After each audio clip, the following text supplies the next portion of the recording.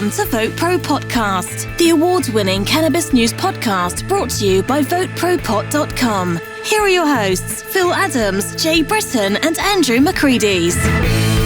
Yet another setback for MedMen as they lose their dispensary license in Virginia. The world's most expensive joint goes up for auction at $24,000. Guess how much they got? And a majority of Americans, according to a Gallup survey, now consider cannabis to be morally acceptable. Hi there, folks, and welcome to another episode of VoteProPot-Cast. We're awfully glad you're here today. And we're going to get things started with a story that's all over the cannabis news today.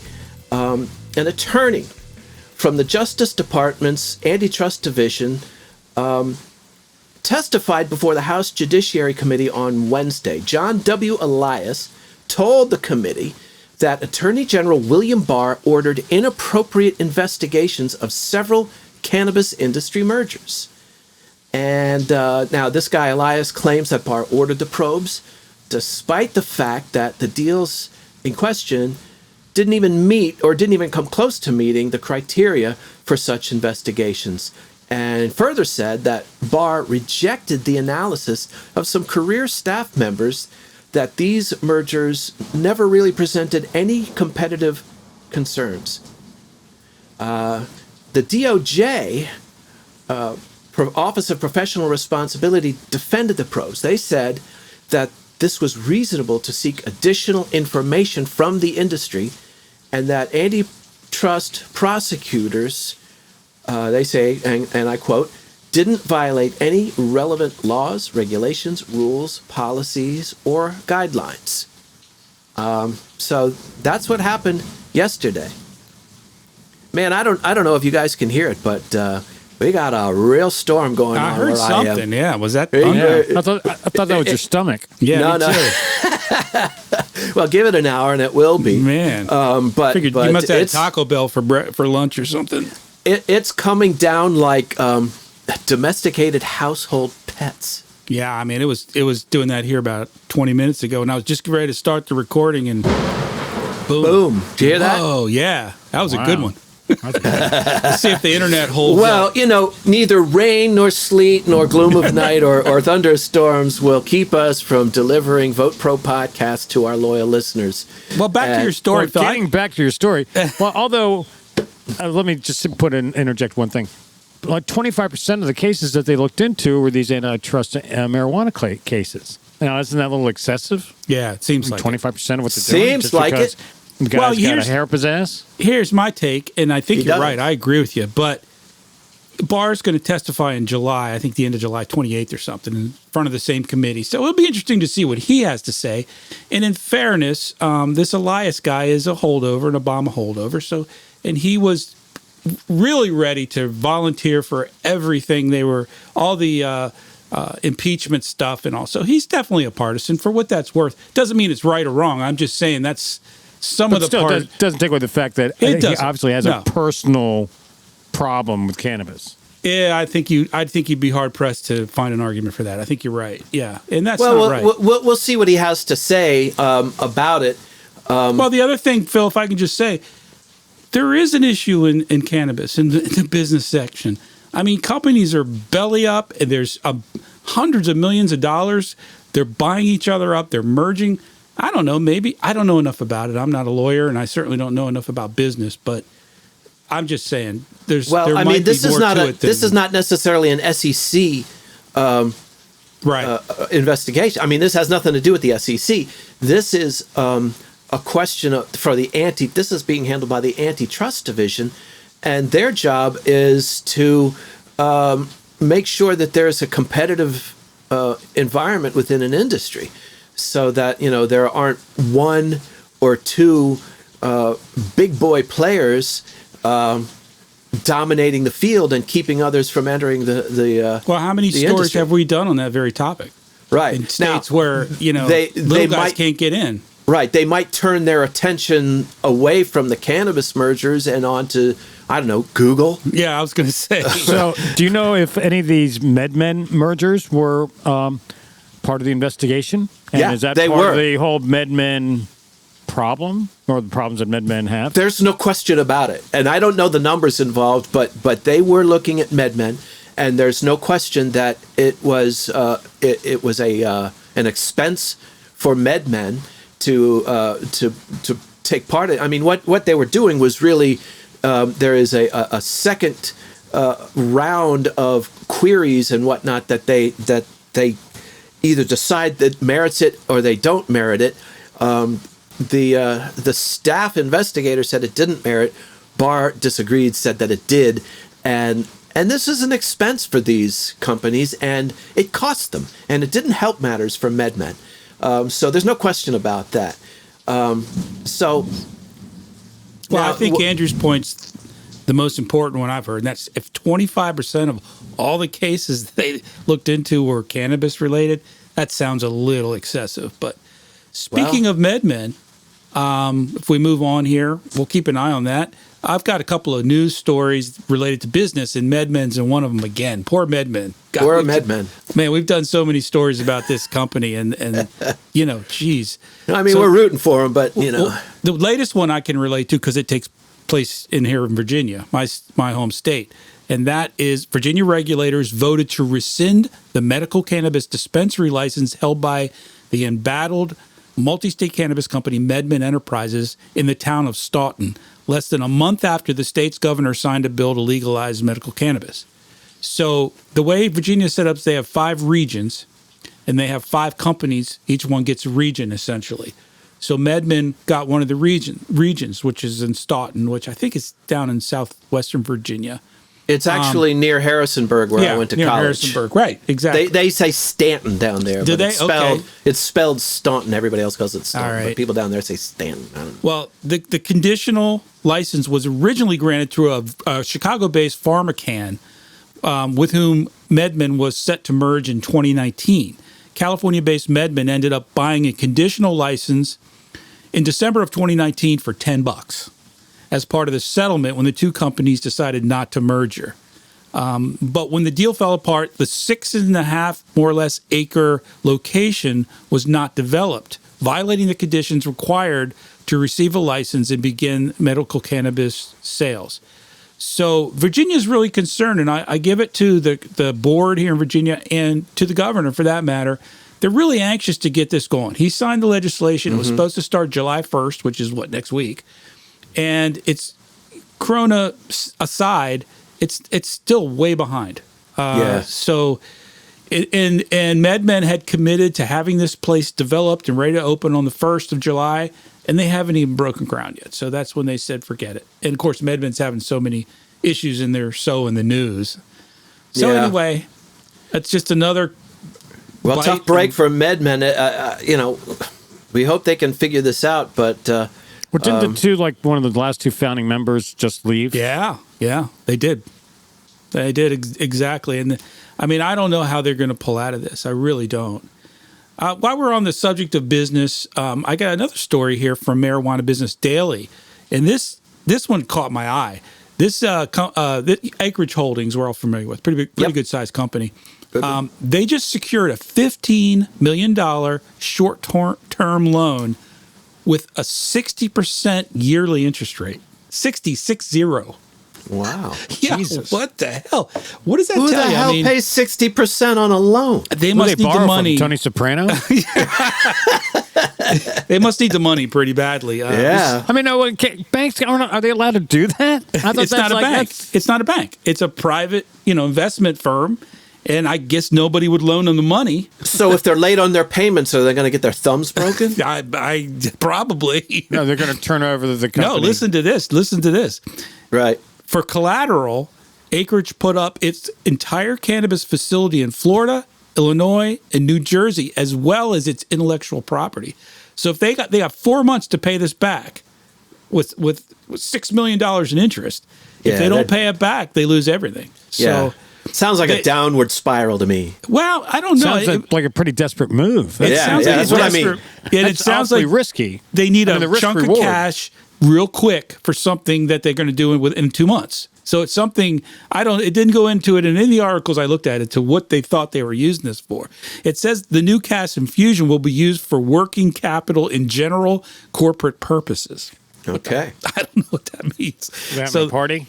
The loan might be an eye-opener for investors watching Acreage Holdings, since the New York-based company recently announced a plan to raise $60 million by selling equity to a private investor and through debt financing. So, again, we get back to your story, Phil. Some of these, and I'm not saying I don't know enough about it to say Acreage Holdings is hurting, but some of these companies are just in so far over their heads.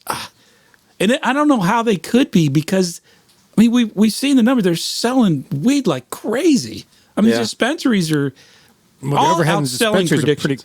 Well, I mean, true. But sales is a top line figure, and revenues is a different figure. Or revenues is a top line figure, but earnings is a different story. Well, so if they're not covering their expenses, no matter how much they're taking in, it seems to me I'm not any kind of investment expert, but I have a little bit of cannabis stock, and the companies I've invested in are companies that have some dispensaries in a state. They concentrate on what they have, and they really refine their business, as opposed to some of these who they're out there like gobbling up other companies and really their eyes are bigger than their stomach. Right. Really overextending themselves. So I got one more quick story here. This is about a lawsuit. It's real quick. It's out of the Cannabis Law Report by Terry Buell. And this one is interesting because there's a class action lawsuit that's underway very recently. And it stems from this woman who went to a dispensary, bought some cannabis oil, I believe it was. And she didn't know what she was doing. She talked to the bud tender.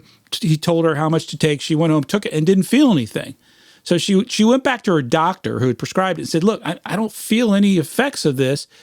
They long story short, they sent this out to third-party testing, and it came back, there's like a fraction of the THC in here that it says on the label. So what she took it upon herself to go to dispensaries around, this is in Canada, in Calgary. She went to different dispensaries and bought brands. And then they paid to have them all tested at an independent testing agency. Now, keep in mind, Canada, like the U.S., they all have to be tested before they go to market, right? I would think so. Yeah. So anyway, here's the results. You've got pretty big companies in here like Tilray, Aurora. So we've got like 6 companies. Edison Cannabis. It was a liquid product, and it had 71% of the THC. That was what it was supposed to be per label. 71%. Cove, which is Kronos we're familiar with, had 118%. So it had 20% more than it was supposed to have. Aurora had a product called Sativa Drops, and it was 54%. So almost half of what the label said it was. And, wow. Yeah. And then you got Northern Harvest was 64%. MetaPharm Labs was 119%, so about 20, and Agro-Medical was 54%. So, and there's some so the percentages that you're citing here is the percent of what they they claim that they actually have. Correct. Right. So if they claim X number 100, if they claim it's 20 milligrams, it was 20 10. milligrams. Okay. Wow. Yeah. So that's bad. And some investigations are going on in the U.S., and to be honest with you, so far they've been pretty damn accurate. So it kind of speaks to possibly some issues with Canada's testing facility. So we'll follow that too. I mean, that's an interesting lawsuit. I mean, it's a class action, so it could be hundreds of millions of dollars. It could be another big setback for some of these big companies. Let me ask you a question. Let me change the subject here for a minute. I want to ask your opinion. I went to the dispensary the other day. Okay, so which in Maryland now it's all still curbside because of the coronavirus. Right. And so you order online, and at this dispensary you go, you park, and then you stand outside on the sidewalk 6 feet apart from the person in front of you and behind you. and you work your way up to the front door of the dispensary, where you're brought inside. You go to a bank window, like a drive-through bank window, where they tell you your total. The door opens up, you put your money down, and then they put your bag in there, your product, and you leave. And in that lobby was a woman, or is a person with at a table, an employee, and she was talking. And that's the person, I guess, who checks your ID, because when you get in line, one of the security guys comes up, gets your ID, and takes it back to her. Which, just side note, I was standing there. The guy walks up and puts his hand out, and I went, "Dude, would you like to see my ID?" And he went, "Oh yeah. Can I see your ID?" I was like, "Yeah." Did you could have started off with hello, but okay. Anyway, so I got in there, and she had a tip jar out. And I'm doing the transaction. So I went and say, "Hi, how you doing?" And I went, let me ask you a question. I was in the nightclub bar business for 25 years. Man, and I've bartended for even longer than that probably. And I've worked for a tip jar. I know what it's like to work hard for tips, you know. And I know when I go somewhere and I get good service, I tip extra good for the great service, Sure. And the word tips means to ensure prompt service. So, we get that. But, I've gone into bars and I tipped heavy just to make sure when the bar gets busy, the bartender waits on me before anyone else, when right. it's busy. Absolutely. Right. But I'm going in there going, this is like it's like going to the McDonald's carryout and then being asked to tip, Yeah, no, so you're asking whether or not What do you think? Do you think they should have, plus it's a medical dispensary. I'm a patient, not a customer. Imagine if your dentist expected you to tip them when you leave, or your doctor. Right, or the cashier at a pharmacy. But what I'm saying is, but I get it. I know what it's like. I've worked for a tip jar, and I know it's fucking great to have a tip jar. And so I get it. But there's the only dispensary in Maryland that I've seen that has tip jar. Oh, really? Okay, right. That's the only one? And they said the owners are from out of state, from California, and they think that's sort of regular out. That happens a lot out there. So, and I understand it. Yeah, I don't know. So what is your opinion, guys? Do you think opinion is they ought to pay have tip jars? They ought to pay the butt tenders more money. That's easy for me to say. I'm not running the business, but it seems like if you're paying that kind of money, let's face it. Every time you go into a dispensary, you're shelling out some serious cash. It's not Hundreds. like you're having 2 drinks at the bar for $20. You're I think the average purchase, from what I've seen in there, Yeah. the average purchase is often a couple $100s. Yeah. So what do you tip? Should you have to tip? I don't know. Phil, what do you think? I never have. No. But then again, I don't believe I've ever seen a tip jar at my dispensary. Well, Andrew said only one place. place. If it was there, I'd put some money in it. Sure, Right. I'm a big. I always believe in tip, tipping. I always tip. Like, what do you leave? How much do you leave? Well, I'd throw a couple bucks in there, because I'm. Yeah, like if it was the Yeah, coffee that's shop cool. or something. I would do that. I'd throw a buck I'd drop in. $5 or something because But also especially if it's- now, if I went inside and there was a bud tender and I went up and said, "Hey, what's new? What came in today?" And he's going, "Oh, this and that," or "Do you have any birthday cake?" And, Yeah. Wait a minute, let me check. Like the if he's back really row. helpful. We might have 1/8 left. I just saw it. He go, "Oh man, I found this for you." Well, I tipped the shit out of that guy. Oh fuck yeah, dude! Hell Right, yeah! he's going the extra mile. I'm tipping Absolutely. him. Yeah, but when you're calling it in and picking up their window, yeah. but then it's the coronavirus time. So these people, they're taking a risk. Yeah, they're taking a risk, but and they're not making much money. I know, but they never close down. They're still open. They're busy. They're making, and from what I understand, what we've been reporting, these cannabis dispensaries during the coronavirus are doing, record sales. Yeah, that's right. They're crushing it. Yeah. Well, we should ask our listeners, man. Guys, let us know. How do you feel about tip jars at the dispensary? That's a good question. Yes, yay or nay? And How do you doing, tip? Phil? We lost Phil for a second there. Well, he's having a mega storm, so I think he's having some internet issues. Either he's buffering or he's having one of those heroin statue moments. Is that your heroin statue moment, Phil? Look how he's frozen. He looks weird, man. Anyway, let's go on without him for a minute, Andrew. What's your next story? Okay, actually, I have a story where a lot of people didn't know this. It was not in the news, but the Pentagon, the Department of Defense, passed a rule now that CBD is illegal to use. So not only you can actually get in trouble if you use it, if you're in the armed forces, either in active duty or reserve. So That's before, in some cases, I think the Air Force or one of those said it was cool to use CBD products for like topicals and stuff like that. But now they're coming out saying, can't use it. You can get in trouble. And this is just another example of, all these politicians go, yeah, man, we're pro-pot. Yeah, man, we want to see, change it. But then when it comes down to it, they start doing shit like this, Yeah, I don't know. It's weird because until they get it off Schedule 1 or make it legal federally, I mean, what's the federal government supposed to do? Especially But this is CBD stuff. I agree. This is hemp. This is preaching hemp. to the choir. Yeah. Right. So what would the penalties be? Did it say? Like if I'm in the Air Force or in the Army and I get caught taking some CBD drops, for crying out loud, what are they going to do? Well, the articles from my research, I haven't seen them. They haven't arrested anybody, or no one's gotten in trouble for it yet. I don't know. And sometimes they pass stuff like this, and you think it's like you say, they sort of have to do it, but it's like no ask, don't ask, don't tell kind of thing. Yeah. Or they're going, well, we're going to have to do it, but we're not going to enforce it. If they find that they had shoulder cream of CBD in it, they're not going to, they're not going to boot you out of it. They're not going to ruin your career. Yeah. That would suck. Especially some of these soldiers, man, they get beat up pretty bad. And they need. They want to be on opiates. So what the hell's wrong? Can't use a CBD because we know how great that stuff works. I use it on my joints shoulder and muscles and great. stuff. It's great. And it's not psychotropic at all. Right. I mean, which kind of sucks. So I wish it was a little psychotropic. Quite frankly. To be honest with you. All right, let's. So what do you think about this, Phil? Let's chill for a minute till we get Phil. We're back. afraid that maybe there's a twister and Phil's on his way to Oz. Lucky fucker. I don't know. Because Phil is like 20 miles south of me, and I have my back window open, and I can hear like thunder and stuff in the background. Yeah, it's pretty nasty. I saw it on the radar. It's like I live in a Baghdad suburbs, or something. It's shock and awe.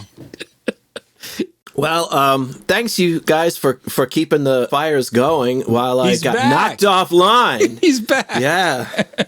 Yeah, that torrential downpour and lightning conflagration that came through it was pretty severe and just knocked me right offline. So I'm back. We were worried about you, bro. Yeah. And I just kept jabbering for a few minutes there. Yeah, it was like 20 minutes later before we noticed you were gone. Yeah. We're thinking about going out on our own. Screw you. Yeah, man. don't mind me. We got this. We got all right, you guys. It's good to know. So where were we? If I got hit by lightning, you guys could take care of it. We'd miss you for a couple hours. Yeah, we'd get over it though. Yeah, that's right. You're talking earlier about, or we were talking earlier about the weed not being up to snuff as far as the potency as advertised.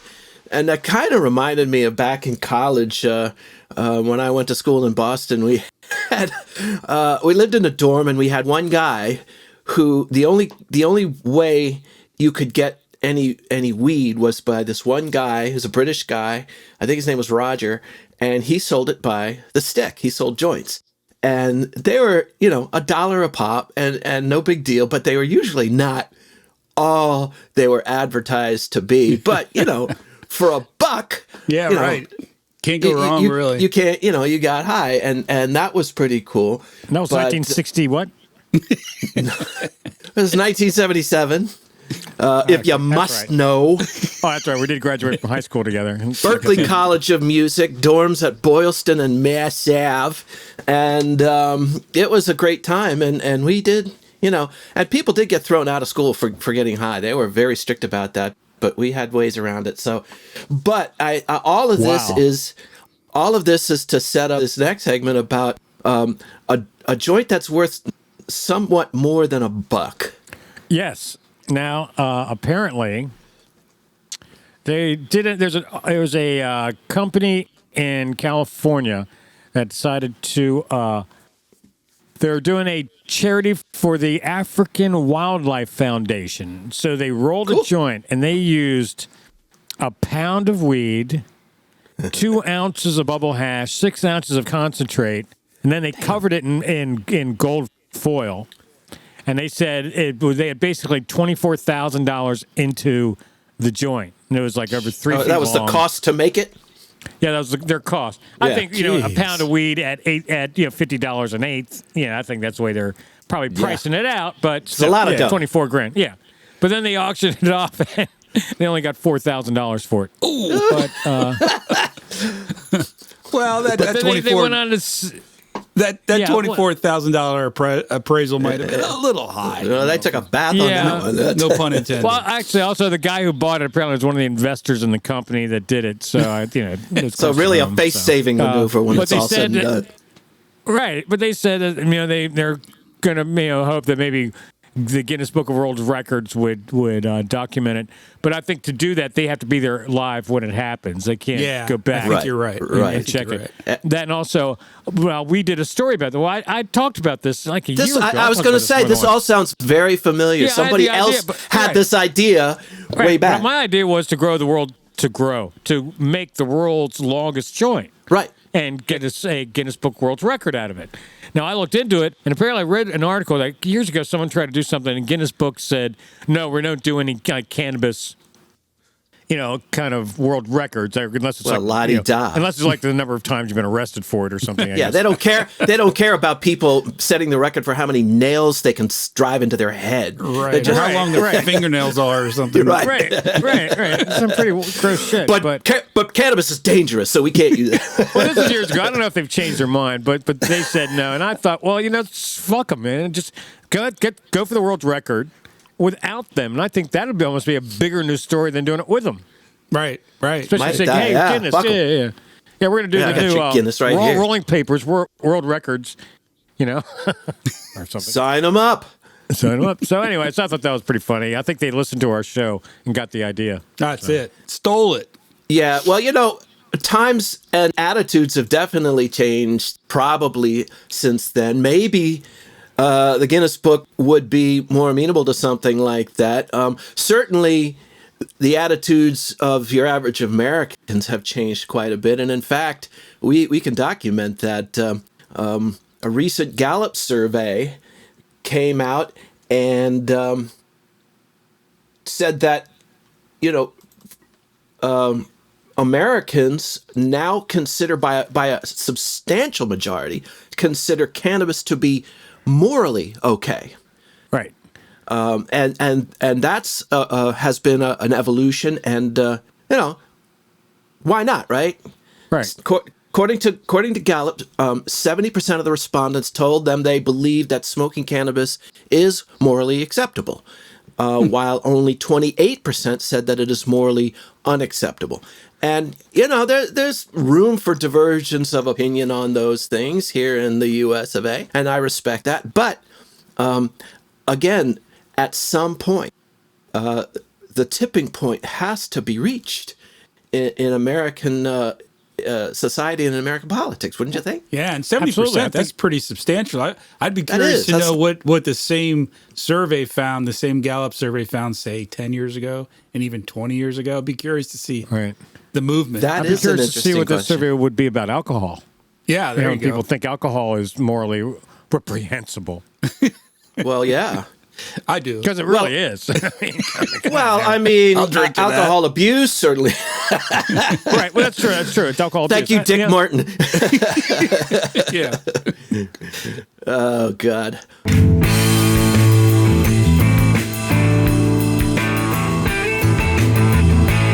Hey, folks, we really thank you for sticking with us through the stormy weather, and glad you're able to join us for Vote Pro Podcast. We hope you enjoyed the show. If you did, do us a favor. Give us a 5-star rating on Apple Podcast. Share us with a friend. Leave us a comment. Get in touch with us. And Jay's going to tell you all about how to do that. Send us an email at podcast@votepropot.com. Call our message line. Please call our message line at 240-257-2441. And on Facebook, jump on our group. Just look for Vote Pro Pot. And also, there's so much going on in the world of cannabis that's impossible for us to, discuss it all here on our little Dog and Pony Show podcast that we have here. And so we do a lot of sharing of information on social networking. So go to Facebook, Instagram, what are the other? Twitter and LinkedIn. LinkedIn, that's the other one. Go to those and do a search for Vote Pro Pot.